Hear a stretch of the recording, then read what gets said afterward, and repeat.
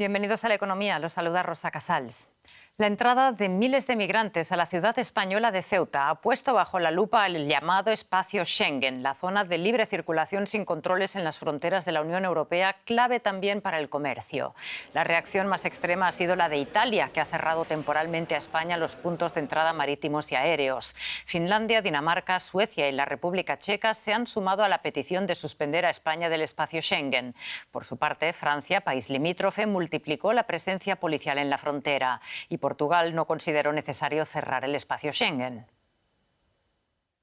Tensiones que amenazan con tener un impacto económico en la Unión Europea. Saludamos a Juan Carlos Martínez, profesor de Economía de la iUniversity, que nos acompaña desde Madrid. Muy buenas noches, Juan Carlos.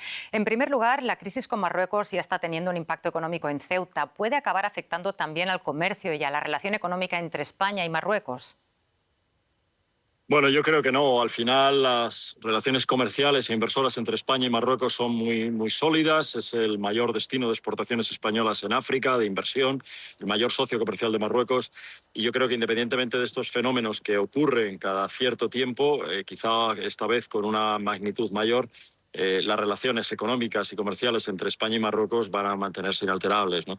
Pero es verdad que esto ha sido una situación verdaderamente complicada y que me imagino que puede tener algún tipo de consecuencia política. Económica, lo dudo. La crisis ha llevado a varios países europeos a reforzar los controles fronterizos. ¿Puede este conflicto con Marruecos acabar teniendo consecuencias para la libre circulación y la economía europea?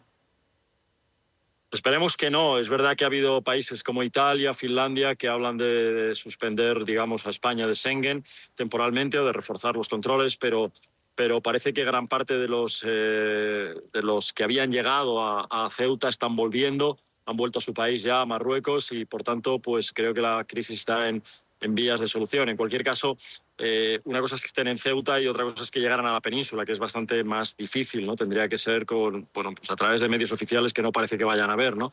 Pero es cierto que tal vez esta situación tan grave se ha producido pues por el gobierno de Marruecos, que la ha permitido, y tal vez que algunas de las políticas que ha hecho España en los últimos tiempos, como la regularización masiva, no han sido, digamos, la mejor idea a la hora de evitar este tipo de situaciones, y es lógico que los socios europeos, pues, digamos, se sientan amenazados y hablen de suspender Schengen. Esperemos que esto no ocurra y que pueda seguir habiendo libre circulación entre los países europeos. Juan Carlos, muchas gracias por darnos tu punto de vista. Gracias y muy buenas noches. La inflación en la zona euro repuntó una décima en julio hasta el 2,9%, impulsada por el encarecimiento de la energía tras la ruptura de la tregua entre Estados Unidos e Irán. Los precios de la energía aumentaron un 10% interanual en julio, siendo el principal motor del repunte de la inflación. Tras la moderación registrada en junio, los precios vuelven a acelerarse en un contexto marcado por la reactivación de las hostilidades entre Washington y Teherán y las dificultades que persisten para el tránsito de petróleo y gas por el estrecho de Hormuz. En el último mes, el precio del barril de Brent para su entrega en septiembre se ha encarecido un 21%. El gobierno de Estados Unidos anunció nuevas inversiones en el sector de los microchips. 6 empresas firmaron acuerdos preliminares para recibir apoyo económico del Estado. A cambio, el gobierno tendrá una participación minoritaria en esas compañías, aunque sin intervenir en su gestión. En total, se destinarán hasta 874 millones de dólares de la ley CHIPS, aprobada en 2022 por el expresidente Joe Biden. El objetivo es fortalecer la fabricación de microchips y el desarrollo de la infraestructura necesaria para la inteligencia artificial y la computación avanzada. Entre las empresas beneficiadas figura GlobalFoundries, uno de los principales fabricantes de microchips del mundo, que además podría recibir una nueva ronda de financiación. La administración Trump utiliza fondos públicos para adquirir participaciones en empresas consideradas estratégicas. Vamos para más información con nuestro compañero en Nueva York, Argemino. ¿Cómo estás? Cuéntanos de qué empresas se trata y cuáles son los sectores en los que está interesado el gobierno de Estados Unidos. Bueno, en este caso estamos hablando de una serie de empresas de semiconductores como GlobalFoundries, perdón, hay un helicóptero justo encima. Otras son Kepler, Obsidia, Multibeam y otras empresas relacionadas, como digo, con los semiconductores, productores o empresas adyacentes, este acuerdo sería concretado seguramente en los próximos meses. Hablamos de una inversión, como mencionas, de 874 millones de dólares. Todavía no conocemos el porcentaje de las participaciones. Si abrimos un poco la lente, veríamos que estas 6 empresas se unirían a 24 que ya están participadas por el gobierno en otros sectores estratégicos. Hablamos, por ejemplo, de IBM e Intel, por continuar en el sector de los semiconductores. Hablamos de Westinghouse, que es una empresa que desarrolla energía nuclear. Hablamos de US Steel y hablamos también de empresas de tierras raras, los minerales estratégicos para la construcción de tecnología avanzada. Así que vemos una política nueva, mercantilista, de protección de las industrias locales llevada a cabo por parte de esta administración. Exacto, tú mismo lo dices, no es habitual que el gobierno de Estados Unidos obtenga participaciones en empresas. ¿Cuál es el objetivo de esta política? Bueno, el objetivo, y es un objetivo no solamente de la administración Trump, sino también de la anterior administración de Joe Biden, es básicamente desarrollar las cadenas de producción, de suministro, protegerlas, reindustrializar Estados Unidos con industrias avanzadas y también, por supuesto, en el contexto geopolítico, la competición con China, que también está invirtiendo con fuerza en esos sectores. Si hablamos de las tierras raras, China tiene desde hace décadas prácticamente el monopolio, con lo cual Estados Unidos quiere apoyar a estas empresas nacionales estadounidenses para intentar contrarrestarlo. Esto se hace enmarcado en la ley CHIPS, aprobada por la administración Biden en 2022, pero hay una diferencia, que es la que hemos estado mencionando, y es que Donald Trump, a diferencia de Joe Biden, quiere, a cambio de dar dinero a las empresas estratégicas, quiere una participación, lo cual es una perspectiva mercantilista que solo se ha visto en Estados Unidos en ocasiones muy contadas. La última vez en la gran recesión, cuando Barack Obama y antes George W. Bush controlaron algunas empresas para intentar rescatarlas. Washington invierte en empresas estratégicas. Muchísimas gracias por la conexión, Argemino. A ustedes. Anthropic, una de las empresas líderes en inteligencia artificial y creadora del asistente Claude, reveló que 3 de sus modelos lograron acceder a sistemas reales de 3 organizaciones durante pruebas de ciberseguridad. Los incidentes comenzaron en abril y se produjeron por un error de configuración que permitió acceso a Internet cuando los modelos debían estar aislados. Claude aprovechó contraseñas débiles y accesos sin protección para entrar en esos sistemas. El caso surge pocos días después de que OpenAI reconociera incidentes similares con algunos de sus agentes de IA, lo que vuelve a poner el foco en la seguridad de estas tecnologías. Y damos un vistazo a otras noticias económicas de forma resumida. Apple cerró un trimestre récord impulsado por las ventas de iPhone y Mac. Entre abril y junio ganó casi 30.000 millones de dólares, un 27% más que hace un año.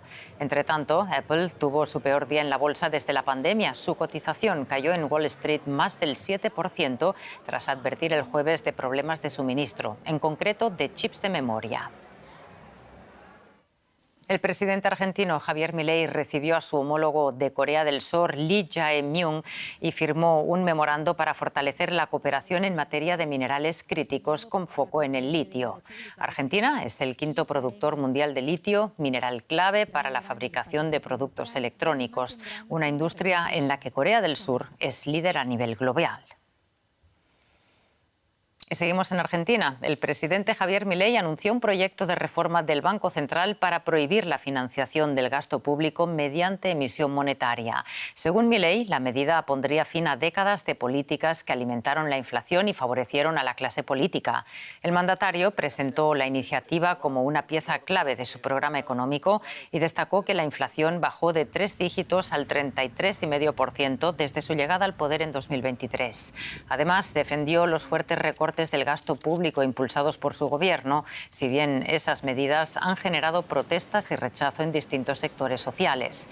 Milei prevé enviar el proyecto de ley al Congreso a comienzos de agosto. Y comentamos este anuncio de reforma del Banco Central con nuestro compañero en Buenos Aires, Alejandro Rebosio. Saludos, Alejandro. El proyecto de ley de Milei ha generado opiniones encontradas. ¿Cuáles son los pros y contras de esta propuesta?